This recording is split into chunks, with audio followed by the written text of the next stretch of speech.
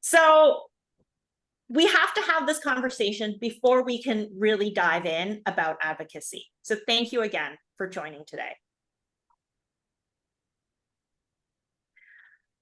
We are going to get uncomfortable. So please, we're going to keep things confidential within this space. Please respect each other's viewpoints, suspend the right to be offended, and have fun and participate fully. I really look forward to hearing from you through the Mentimeter, or if you're unable to access it, please use the chat. Okay, so what are we going to talk about? First, I want to get to know you a little bit better.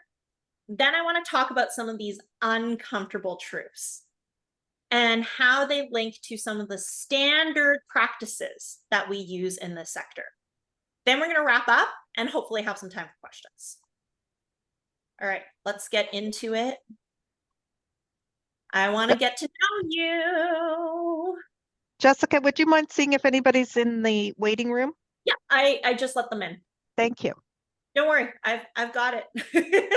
So if you're not already on the Mentimeter, please get your mobile device, scan the QR code, and join us. It's an interactive presentation. I hope you can contribute through Mentimeter.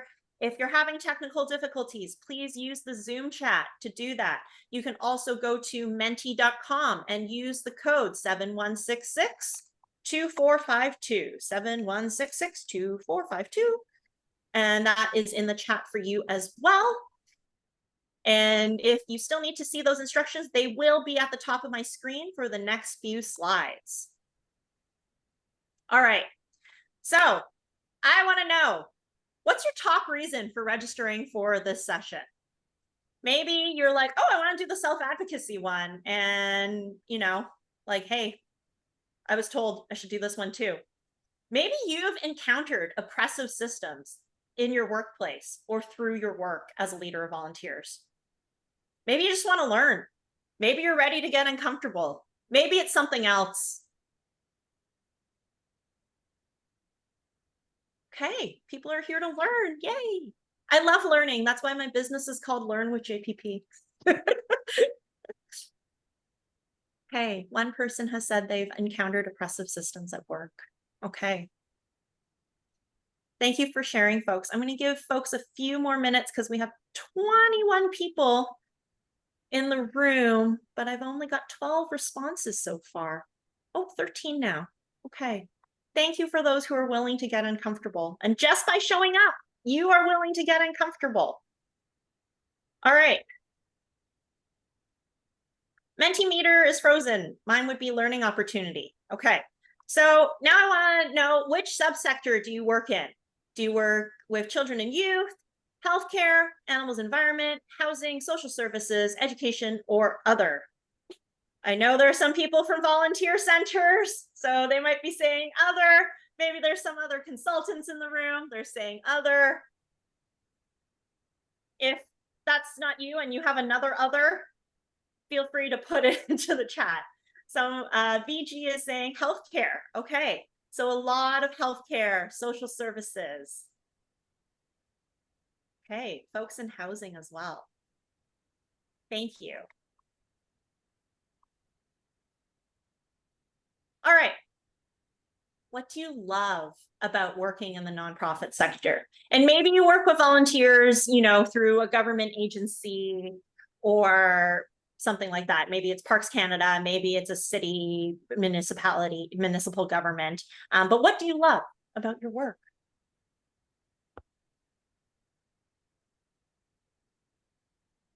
Get to the people, yes.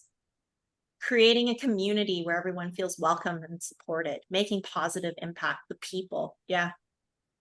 Inspiration, yes. People committing time to their communities. Connections, yes, the people, the connections, the community. Make an impact on a community that is evident instead of creating value for an anonymous shareholder or owner, yes. Getting paid to do something I would volunteer to do. Oh my goodness, lucky you. No day is ever the same. No boring. Yeah, we get to do some incredible things. have the privilege to be part of creating welcome communities. Amazing. Raising awareness. Yes. Helping those who need it, doing something that's important to me. Affordable home ownership to lower working families. Yes. People and volunteers are amazing. Yes. I don't have to worry about where to spend extra money.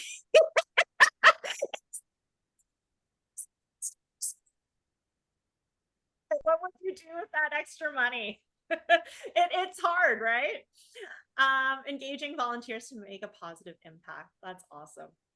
Thank you so much for sharing. Yeah, a lot of people are saying, you know, that connection, that community, the people we work with, the impact that we make, whatever it is. That's why we do the work we do. Now tell me, on the flip side, what frustrates or upsets you about the nonprofit sector? Or are you just like, you know, everything is perfect, everything is awesome, everything is cool when you're part of the team? Lego movie, anybody? Yeah, no? Okay. Be horribly unpaid. Yes, lack of funding, never enough money. Ooh, we are going to talk about this today. The hoops we have to go through for funding. Ooh, yes. Never enough money. Unfortunately, we live in a capitalist society and we need money to do the things we do and also to live. Lack of respect for our roles, lack of value for our work in this neoliberal capitalist world. Yes. Boards that are operational. How people take volunteers for granted and they don't want to volunteer sometimes. Expectation that we have to care. Oh my goodness. Yeah. Because no one else wants to or will. Yeah. I mean, getting paid in good. I read an article yesterday and people are like, you know, if I could pay my rent and buy groceries off the good feelings I have from working in the sector, how amazing would that be? Having to deal with the constant issues over and over again.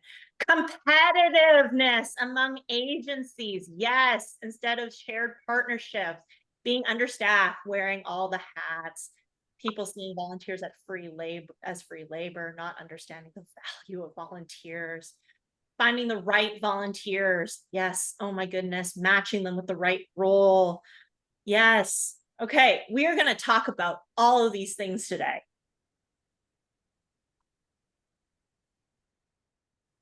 All right. So we're going to talk about uncomfortable things. Tell me, how often do you go outside your comfort zone? Frequently? Or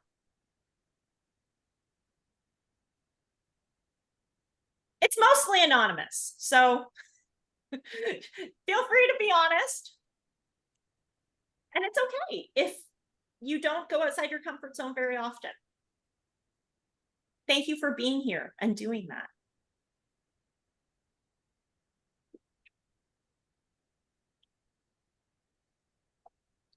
Okay, so we're like trending towards doing it frequently, but not, you know, not really.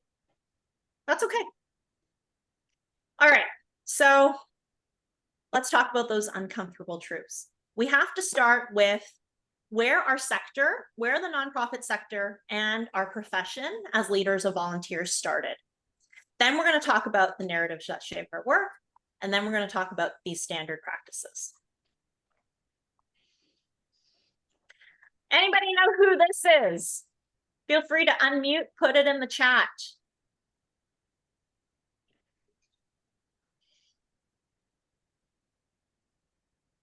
Not sure? There is a concert hall in New York City named after him.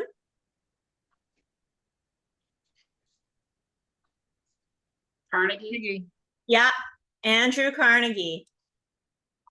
So we're gonna watch a little video about Carnegie and why he decided to be a philanthropist.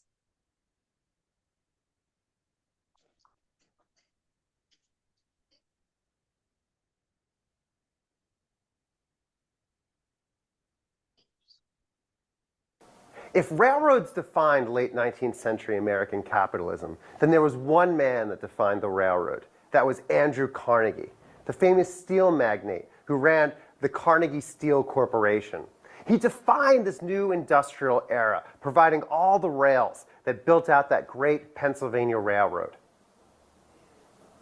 Carnegie himself represented the new possibility of this industrial capitalism. Coming at only age 13 to America as a penniless Scottish immigrant, he had worked his way up through the factories and mills, through the hard work of putting together the telegraph system during the Civil War, and finally making his first millions as a steel magnate after the war, using those connections to create his new business enterprises.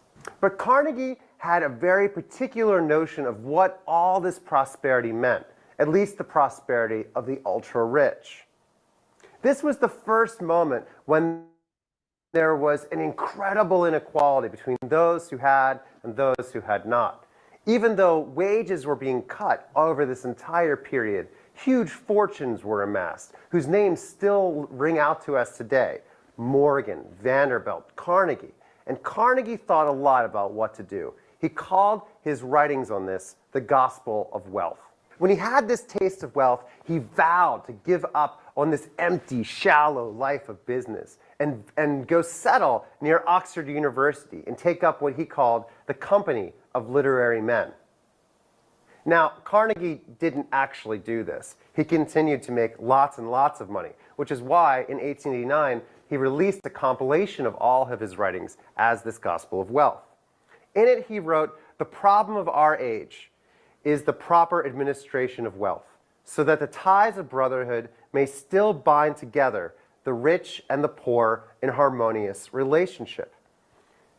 This problem of how to handle this inequality was gripping the country. This is what the basic issue was between this relationship of labor and capital. How to have this inequality and still maintain the democratic, peaceful order that America was founded on. The problem was that as this money concentrated, what ought to be done with it? Should it be given away? Should it be used only for industrial enterprises? How could this money be used to better not only individuals, but also all of society? Carnegie had a very clear position on this. He thought that it should be entrusted to philanthropic organizations like libraries and hospitals and schools. That it should be given away to create uplift in the American population. And he also believed that there should be absolutely no charity. That giving money away to people would only encourage their idleness and indolence. It wouldn't actually better them. And that the wealthy who could make all their money ought to administrate it. He actually believed in a nearly 100% inheritance tax to force the wealthy to give away and decide on what to use with their money before they died. Not that he believed that the state should run it, but that the wealthy ought to run their own money because they knew best what to do with it. To give away this wealth in the form of charity was not something that would benefit the poor, but only slake the conscience of the wealthy. It was guilt that was driving such actions, he believed. The modern industrial economy in which the employer of thousands is forced into the strictest economies, as he wrote, does not allow for such sentimentality. Capital cannot be wasted. Now, of course, there were other perspectives on this at the time as well. Was the problem of the age the proper administration of all this wealth, or was it the actual inequality itself that was the problem? Who is best, just to capital or the masses, to decide how to spend or invest that money? A popular review in 1891 of the Gospel of Wealth by the popular theologian William Tucker posited that, quote, "I can conceive of no greater mistake, more disastrous in the end to religion, if not to society, than of trying to make charity do the work of justice." And so even though these huge industrialists accomplished amazing enterprises, providing railroads for the entirety of the US, it also produced a new disquiet over the meaning of this inequality, of this American industrial capitalism for American democracy. Okay, so I'm going to let that all sink in. here's the summary, right? This guy made a lot of money. And he decided his gospel of wealth was all about those of us who make a lot of money. We should decide how that money is given away to help the poor people. We're going to make all the decisions. That is the father of modern philanthropy. So we have another video, and I'm going to pause it about halfway. Also about Carnegie. And this is about how he treated his workers.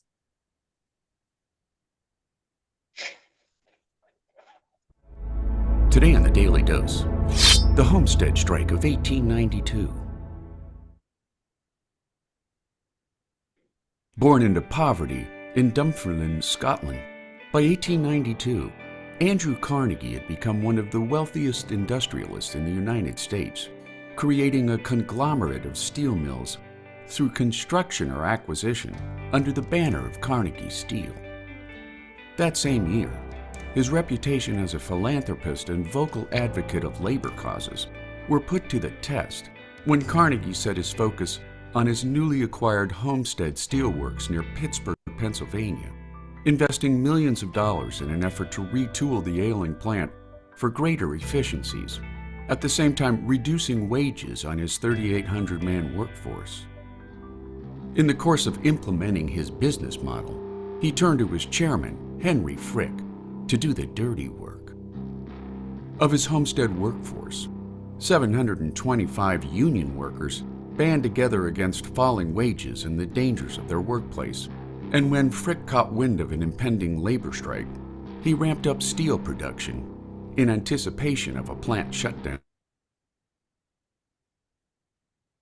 leading to an escalating string of accidents under the hazardous working conditions in the plant. In the face of multiple deaths to a now overwhelmed and vocal workforce, Frick pushed back with a notice that Homestead Steel refused to negotiate with strikers, at the same time stating in no uncertain words that working conditions would remain unchanged. In response, 2,000 steel workers barricaded the entrance to the plant in an effort to block Frick from sending in strikebreakers, obliging Frick to hire 300 Pinkerton guards to clear the blockade. So let's talk about this Carnegie guy. Made a lot of money. How did he make it? Well, he needed people to do the labor. And these people were doing labor in unsafe work conditions and were not being paid very well. At the same time, Carnegie's being lauded as the father of modern philanthropy. He's going out and building libraries and hospitals and saying, like, look, I'm such a benevolent human being, and I've decided how to give this money away because I've made so much of it, and I'm the smartest, and I know the best for all these people who, some of who might work for me. But am I going to give them safe working conditions and better pay? No. I'm just going to give them some hospitals to go to if and when they get hurt on the job, right? I might give them some libraries to go to if and when they have time for that. But look at me. I'm so wonderful. That is the genesis of the nonprofit sector in the Western world. So all this stuff we're going to talk about for the rest of today, you have to understand it's rooted in this. This is where it started. This is why there's still billionaires giving away very, very small portions of their wealth, but they're being cheered on by the media. The organizations that they give to are celebrating them. Their names are on buildings.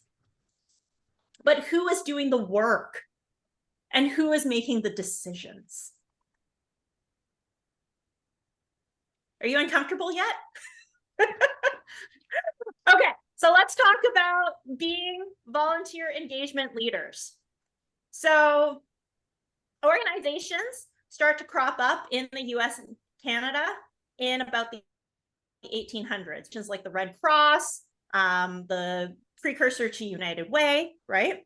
And in the 1960s and 70s, volunteer centers and professional associations like Pavro began in this era. So what was volunteering like in the 1960s and 70s? Let's take a look at that. So here are a few photos that I found online. I just Googled volunteering in the 1960s and 70s. On your far left, you will see a photo from the Women's College Hospital website. Here are some candy stripers. Great volunteer role, right? Enhance the patient experience. But what is this picture showing us?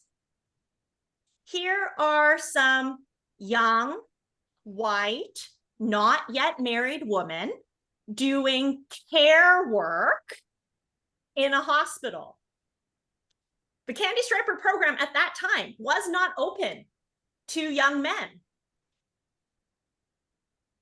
Interesting. Middle picture from the Peace Corps website.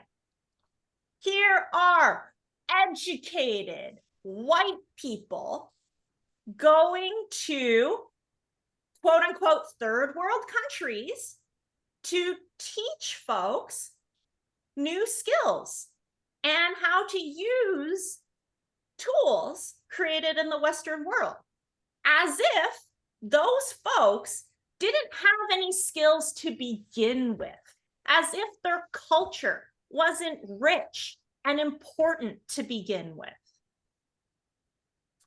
Picture on your far right from South Peace, I think this was Christmas seals. So here are some wonderful homemakers, again, all white women, stuffing envelopes at Christmas time.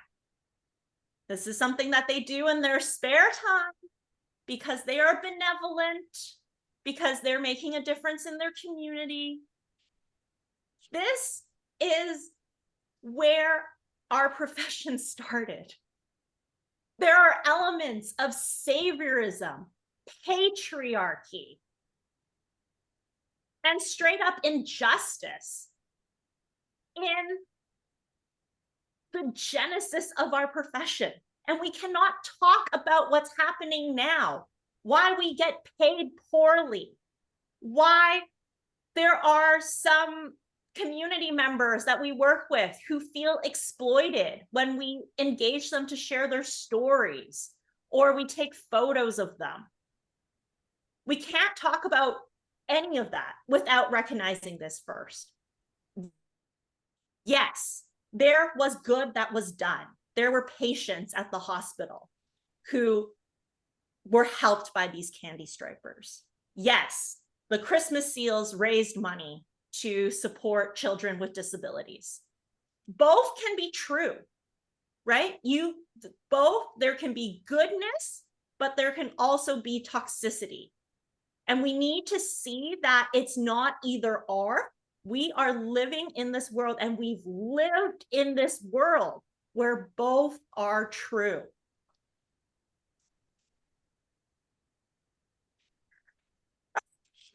So let's talk about the nonprofit industrial complex. So I encourage you to go to Insight's website, insight-national.org. The nonprofit industrial complex is defined as a system of relationships between the state, which is government, local, federal, right? The owning classes, so your billionaires, your shareholders, right?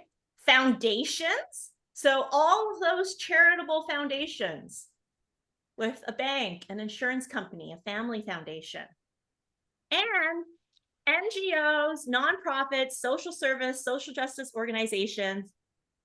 All of these are collaborating together that, and in a way that results in surveillance, control, derailment, and everyday management of political movements.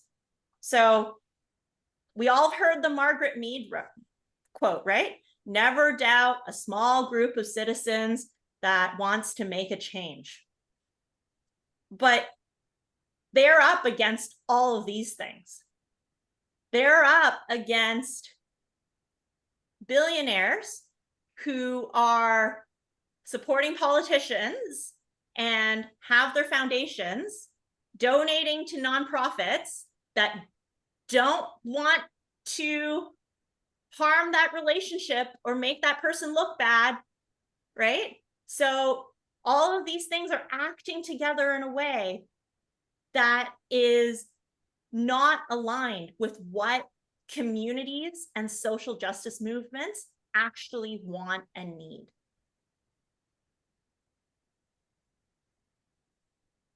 Okay, so here's a little bit more of a deep dive.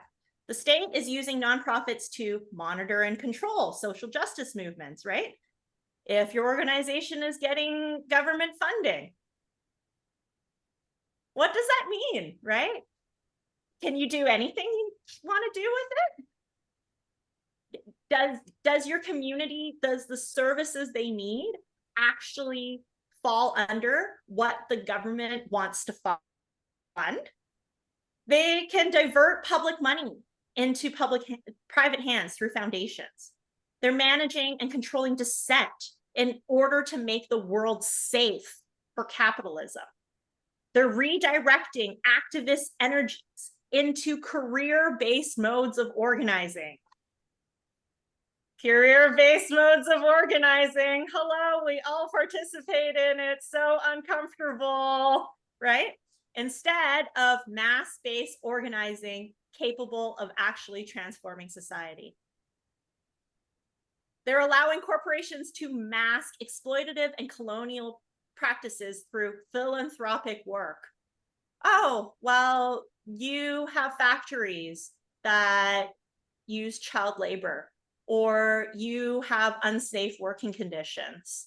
But, oh my goodness, you're giving so much money to this hospital. Oh my goodness, you're giving so much money to uplift this racialized community. They're encouraging social movements that model themselves after capitalist structures rather than challenge them. So how many times have we seen nonprofits that want to be more like businesses? So here's my example, right? How many of you have worked for an organization where a senior leader at a C-suite, VP, or executive director, CEO level comes in from the corporate world with very little to no experience in nonprofit? Maybe they've been on a board, right? If we think about it the other way, think about your CEO, your executive director.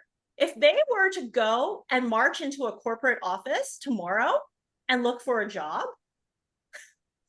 would they be qualified for that job? Likely not. But somehow, being a leader at a corporation makes you qualified to be the leader of a nonprofit whose goals is to serve people and communities and reach a mission. Uncomfortable. Here's another example. Grocery stores. I'm not going to name names.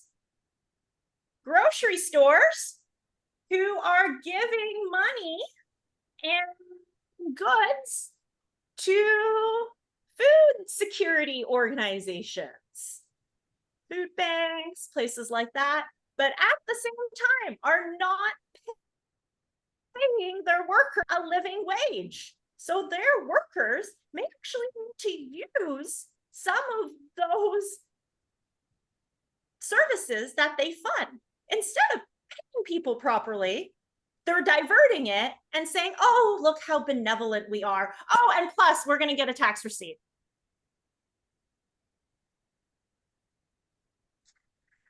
Okay. Now let's talk about the narratives that shape our work. So here's a question for you on Mentimeter. As a 10-year-old, what did you believe about the people and communities that nonprofits serve? So what did you see in the media? What types of advertisements for charities did you see? What did you see and what did that make you believe? What did your family, your faith community, your teachers tell you about nonprofits and charities?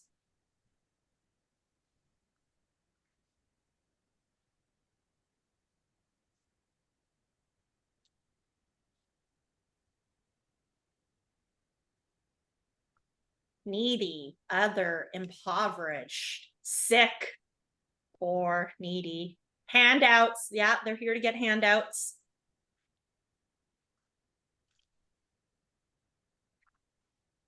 Disadvantaged.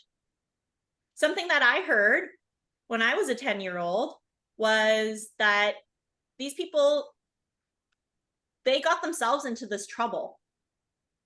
And now we need to help them, right? They're vulnerable, they're less than. They're not on Turtle Island. Yeah, they're in Africa. They're poor, sick, underprivileged, less than, exactly. Okay, I want to show you the Wheel of Power and Privilege. If you haven't seen that, check it out. Deb, I'm going to send you the slides after, so everybody will get all the slides. So the closer you are to the center of this Wheel of Privilege, the more privilege you have. So if you are heterosexual, you have stable mental health, you are white, you are a cisgender man, right? You are rich, you have a lot of privilege. If you have a darker skin color, if you are someone with a visible or invisible disability, if you don't have a high school education, you have less privilege. These are things we all need to be aware of and locate yourself on this wheel of privilege. There are some areas where I'm very close to the center. I'm in the center. And then there are other areas where I'm further out from the center. It's really important that we recognize that. But the other important thing is the systems that nonprofits have been designed in is the people at the center of this wheel. They are the good people. They're usually the ones who are donating, volunteering, right? And the people on the outside of this wheel, they are the ones who need the services. They are the ones we are supporting. They are the ones we are saving. Awkward. Okay, uncomfortable. Thank you, Sammy, for sharing it in the chat. All right, so let's talk about some of these organizing frameworks. Patriarchy. Patriarchy is when women are excluded from power. And what are we seeing in the nonprofit sector? Frontline workers and volunteers are primarily women, when board members and executives are mostly men. White supremacy. Non-white people are not considered in decision-making. So in nonprofits, if you see events scheduled during cultural holidays like Diwali, Lunar New Year, that's white supremacy at work. Prioritization of material wealth. So really putting capitalism and material wealth over connection and generosity above everything else. Maybe you've seen this. I have seen it. Someone donates money, they get a response, they get a thank you, they get all the things right away. Volunteers, not material wealth, they're giving connection, generosity, I don't know, something else. They need to wait to be thanked. They need to wait to be responded to. Worship of formal education. So not just the this is the education we get in school, you know, primary, secondary, post-secondary, right? People learn in different ways through informal education, through lived experience. And how this shows up is requiring job applicants or applicants to volunteer roles to have university degrees for entry-level positions that are more heart-centered than skill-centered, right? Yes, if you're applying to be a doctor for Doctors Without Borders, yeah, you gotta have a medical degree. But if you're here to lead a program, be a volunteer coordinator, be a fundraising specialist, do you need a degree?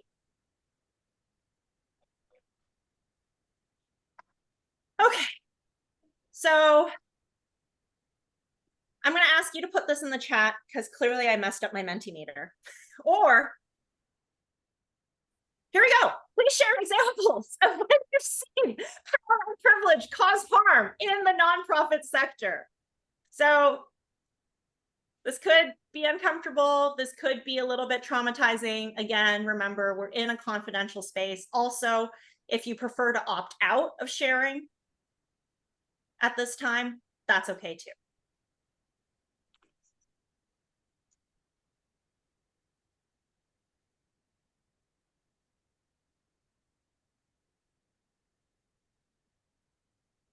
Only people like us are hired. Yeah. Board recruitment asks for people with only existing board experience. Yeah. Leaves out possibly people with lived experience, maybe lived experience in the community that you're serving. Judgment based on appearances. Donors receive privileges that volunteers don't, like free parking. Oh, dear.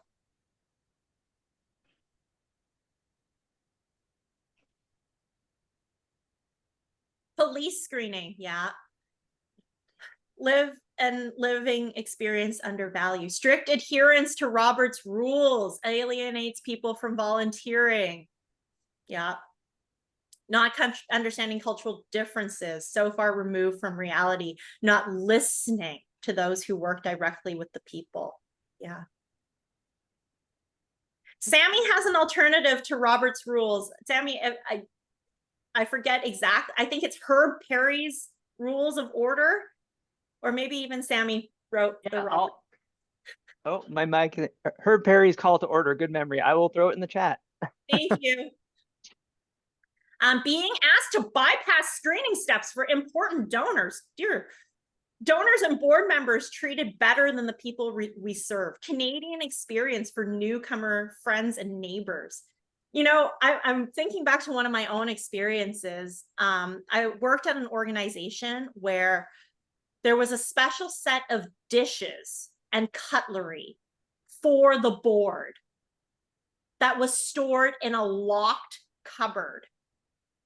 And I asked to use it for a volunteer event, and I was asked to buy plastic cutlery because volunteers would probably break this special board cutlery.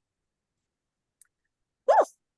Funding applications asking for too much info. Donor donates space to organization, then feels like they can dictate our hours and ways of business. Ooh.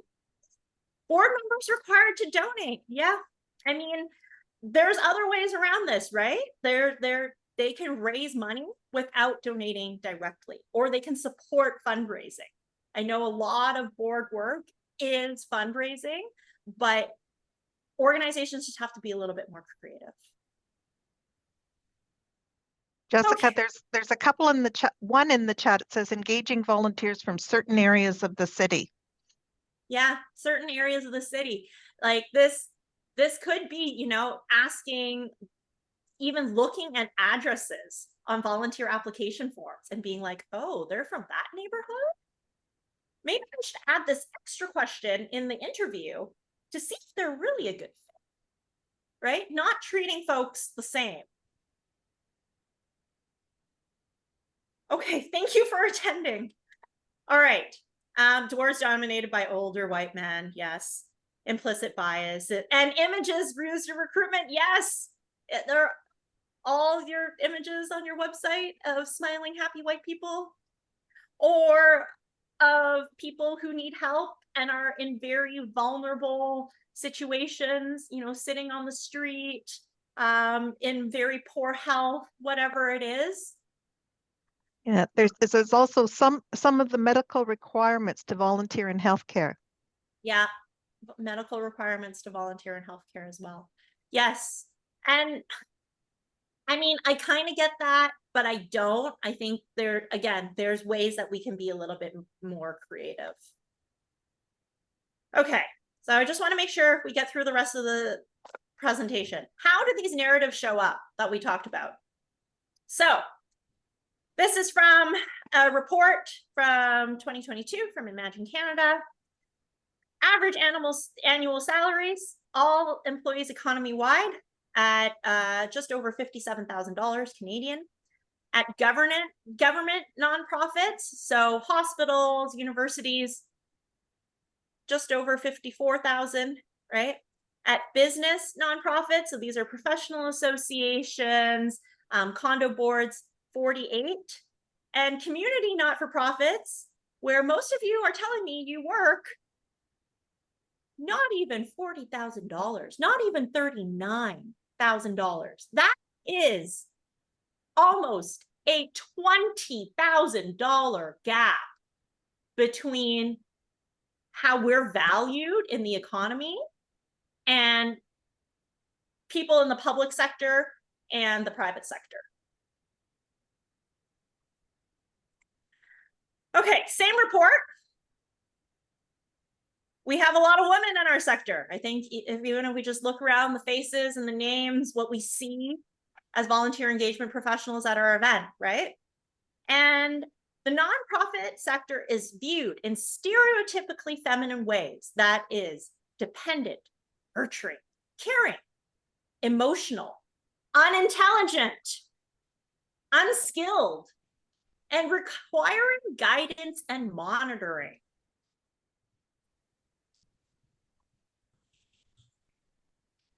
So this shows up in terms of wage disparity, not only in the wider sector, well, in the wider sector, but also, you know, just in general. But when we look between male and female employees in nonprofits, men are consistently paid higher, no matter what type of nonprofit they're working for. And when we look at people who are immigrants, people who are racialized, more of us are in, I'm speaking as an immigrant and someone who's racialized, more of us are in the nonprofit sector. So I'm going to read this quote from another report called Decent Work for Women, published by the Ontario Nonprofit Network in 2018.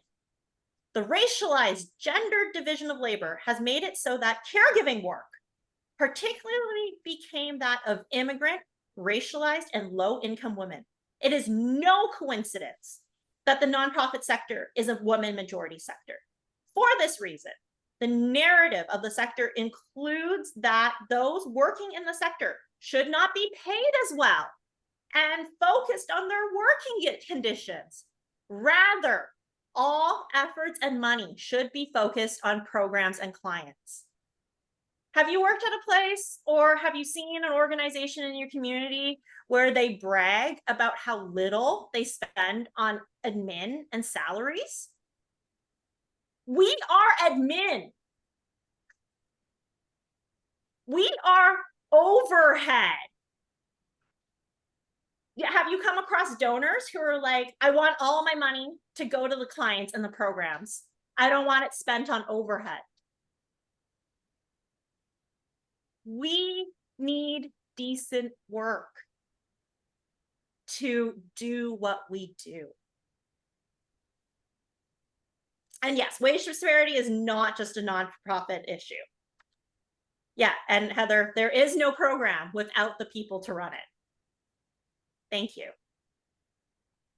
Okay, so I met someone recently because I read her essay.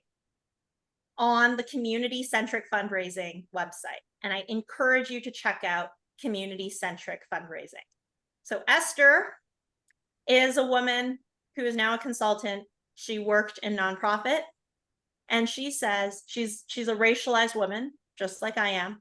She said, I'm an imposter. I don't belong in the nonprofit sector as it is. I refuse to subscribe to the underpinning values of white saviorism, colonialism, donor worship, poverty tourism, and overall self-congratulatory air that we came in this sector to do good. Again, doing good isn't going to buy my groceries.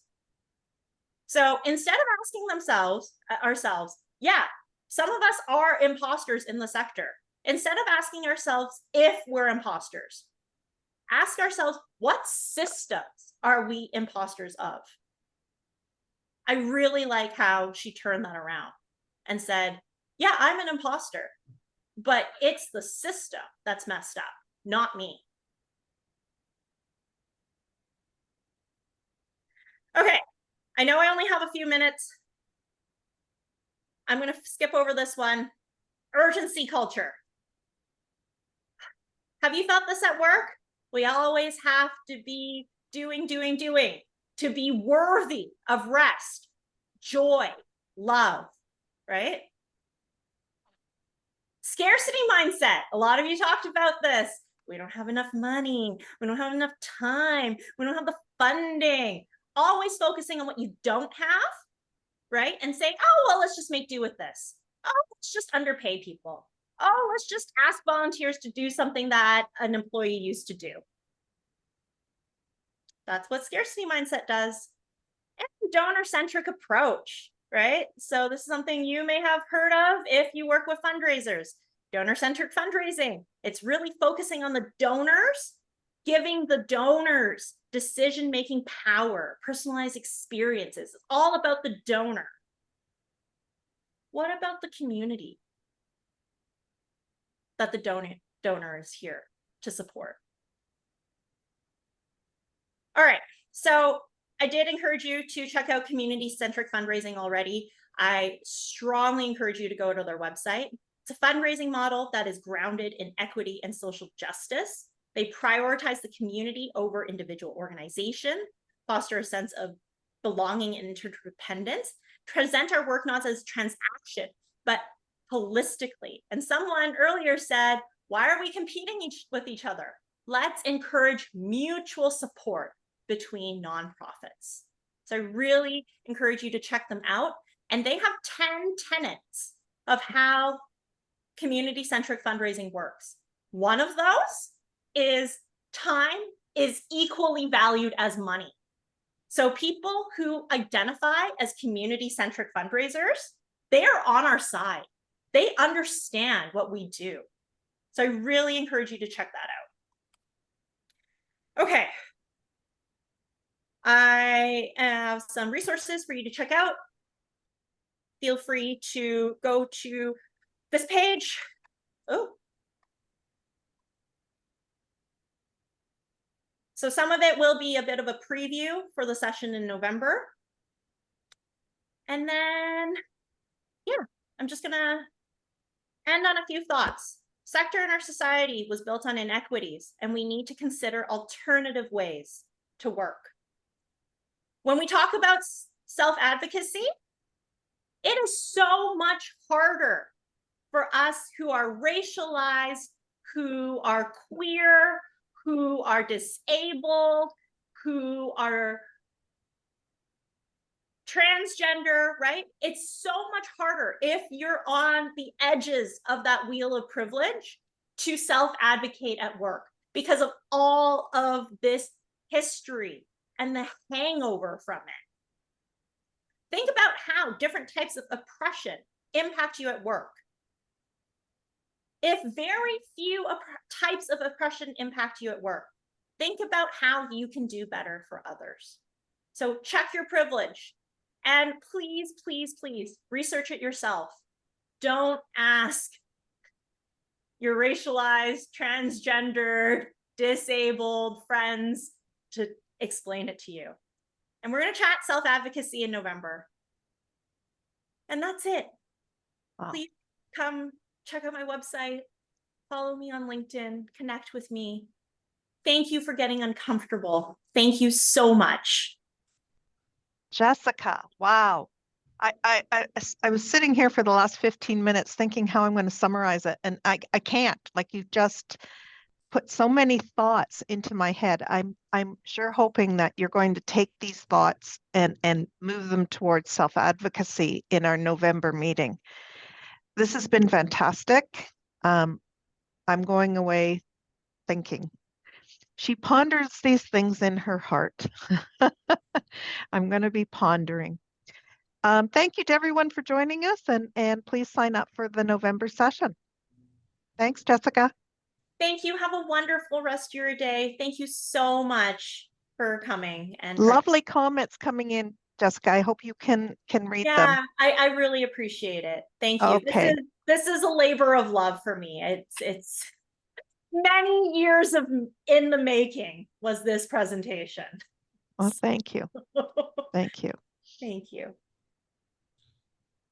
Kudos for coming up and expressing a lot of the things that are uncomfortable in the way we work in this field. Nothing new for me because I've been in the field for 20 years, but it's nice to have somebody put a voice to it. So thank you very much, Madame. And Thank you very much. That's nice, Lola. I'm going to miss the November. I don't want to miss the November, but I'm not going to be here. And are we going to record and share? Yes. Yes. Thank you. Bye, everybody. Bye, Lola. Bye, Lola. Thank you, everybody. All right. Thank you, Deb. I'm going to send you the slides and Okay. yeah. Have a great rest of your day. We'll talk. Same to you. Thank you. Bye-bye. Good to see you, Denise. You too, Jess.